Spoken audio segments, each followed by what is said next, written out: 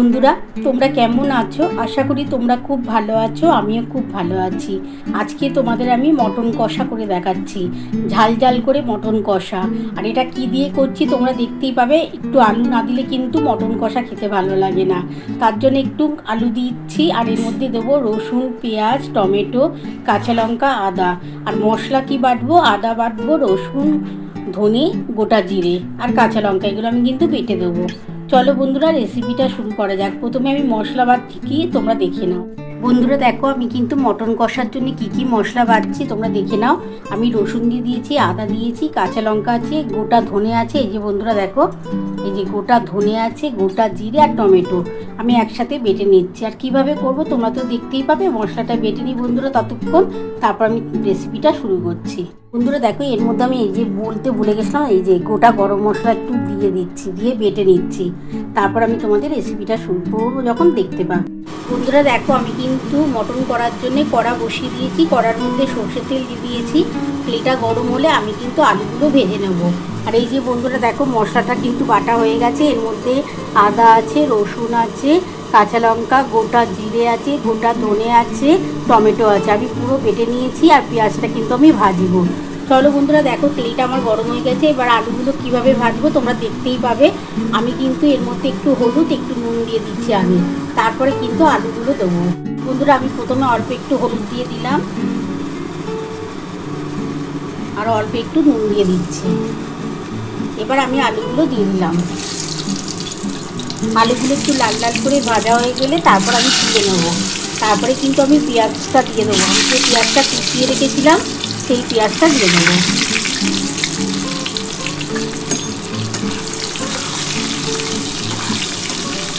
আলুকে একটু লাল লাল করে ভাজার পর কিন্তু আমি পেঁয়াজ দেবো বন্ধুরা।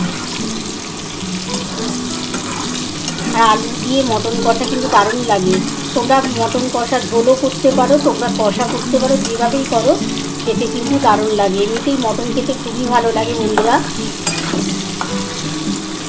একটু লাল লাল করে ভাজা হয়ে গেলে আমি তুলে নেব। বন্ধুরা দেখো আমার কিন্তু আলুটা কিন্তু লাল লাল করে ভাজা হয়ে গেছে। এবার এগুলো তুলে নিই। তারপরে কিন্তু এই তেলের মধ্যে আমি পেঁয়াজ দিয়ে দেবো, তেজপাতা দিয়ে দেবো। বন্ধুরা দেখো এই তেলের মধ্যে আর তেল দেবো না, কিন্তু আমি এই তেলের মধ্যে দুটো তেজপাতা দিয়ে দিলাম। আর এই যে পেঁয়াজ কুচিয়ে রেখেছিলাম, একটু পেঁয়াজের পরিমাণ বেশি দিতে হবে। মটন কষা হবে তো আলু দিয়ে, একটু পেঁয়াজের পরিমাণ বেশি দিলে খেতে ভালো লাগবে। একদমই কষা বলতে একদমই শুকনো করলে হবে না, একটুখানি গ্রেভি রাখার দরকার আছে। কারণ ভাত দিয়ে খেতে বা রুটি পরোটার সাথে একটুখানি গ্রেভি লাগবে। এর মধ্যে অল্প একটু নুন, অল্প একটু চিনি, অল্প একটু কাশ্মীরি লঙ্কার গুঁড়ো আমি আলু দিয়ে দিচ্ছি। বন্ধুরা আমি প্রথমে অল্প একটু চিনি দিয়ে দিলাম, এটা টেস্ট হওয়ার জন্য দিলাম, কালার হওয়ার জন্য দিলাম। অল্প একটু হলুদ দিয়ে দিচ্ছি।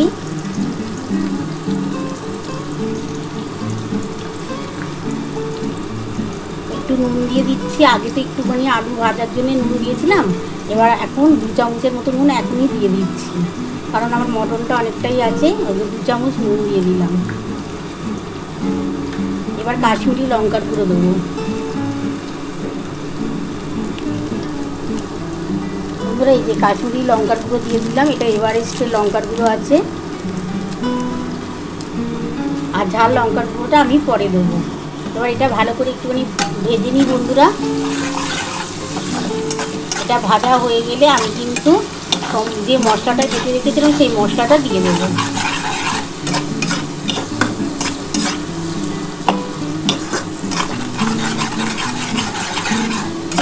একটু লাল লাল করে যখন পেঁয়াজটা ভাজা হয়ে যাবে তখন আমি কিন্তু যে মশলাটা বেটে রেখেছি সেটা দিয়ে দেবো। সেই মশলাটার সাথে একটু হালকা করে কষাবার পর আমি কিন্তু মটনটা দেবো। বন্ধুরা দেখো আমার কিন্তু পেঁয়াজটা কিন্তু ভাজা মোটামুটি হয়ে গেছে। দেখো দেখো কালারটা কত সুন্দর হয়েছে। এবার আমি কিন্তু মশলাটা দিয়ে দিচ্ছি। এই যে আমার মশলা বাটা আছে, মশলাটা দিয়ে দিলাম। একটু মশলাটা কষিয়ে নিব, তারপর কষানোর পর কিন্তু আমি যে মটনটা আছে সেই মটনটা দিয়ে দেবো।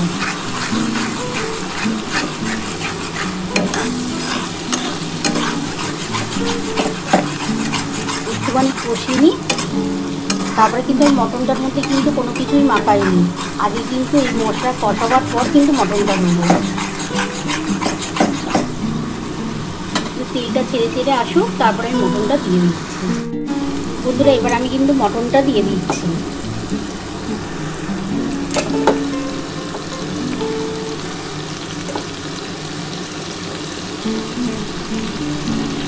মটনটা এই মশলাটার সাথে একটু আমি কষিয়ে নেবো। নেওয়ার পর কিন্তু আমি ঝাল লঙ্কার গুঁড়ো দেবো। আমি কাঁচা লঙ্কা 4টে দিয়েছি, বেটে দিয়েছিলাম, কিন্তু তাতে তো আর ঝাল হবে না, অনেকটাই মটন আছে। ওর জন্য আমি একটু ঝাল লঙ্কার গুঁড়ো দেবো, একটু ঝাল ঝাল করে মটন কষা খেতে ভালো লাগে। এত সুন্দর গন্ধ বেরোচ্ছে বন্ধুরা, কি বলবো। এবার আমি ঝাল লঙ্কার গুঁড়োটা দিয়ে দিচ্ছি। আমি 2 চামচের মতো ঝাল লঙ্কার গুঁড়ো দেবো। বন্ধুরা আমি ছোটো চামচে 2 চামচ লঙ্কার গুঁড়ো দিচ্ছি।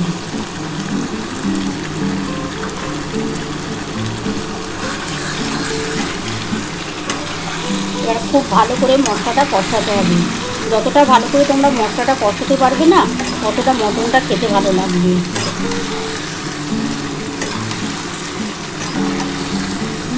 আমার যে মশলার জলটা আছে, আমি ওই জলটাই কিন্তু দিয়ে দেবো। আর একটু হালকা করে গরম জল দেবো। একটু গরম জল করে রাখছি বন্ধুরা, তোমরা দেখতেই পাবে। আজকে আমি কিন্তু এতে মটনটার মধ্যে গরম জল দেবো। বন্ধুরা দেখো আমার মটনটা কিন্তু খুব ভালোভাবে কষানো হয়ে গেছে। দেখো তেলটা ছেড়ে ছেড়ে এসছে, তোমরা দেখতে পাচ্ছ বন্ধুরা কত সুন্দর, ভীষণ সুন্দর গন্ধ বেরোচ্ছে।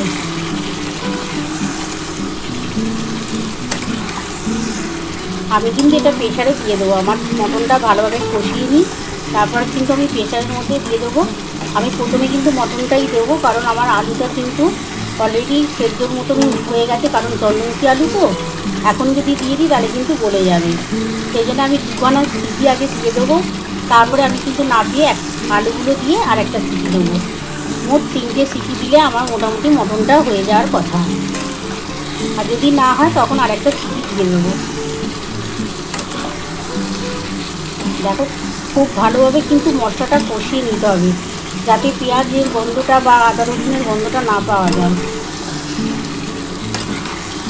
আমি যে কোনো রান্না কিন্তু খুব ভালোভাবে কষিয়ে নিই। কষাবার পর কিন্তু খেতে খুব টেস্ট লাগে।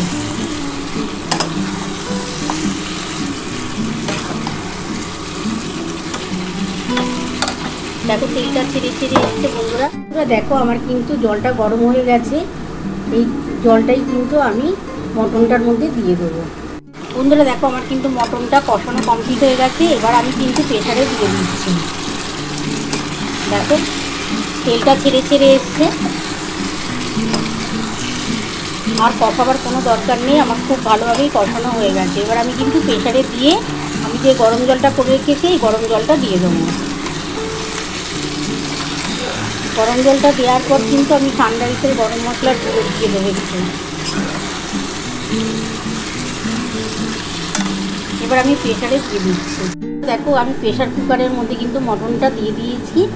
এবার আমি এই যে গরম জলটা করে রেখেছি বন্ধুরা, এই যে গরম জলটা দিয়ে দিচ্ছি।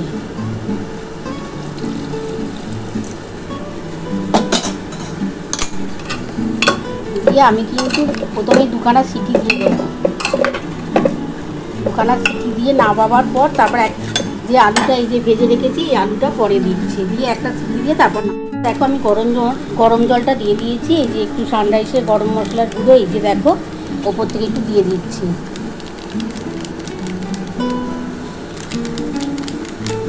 দিয়ে ঢাকা দিয়ে আমি 2খানা সিটি দিয়ে দেবো।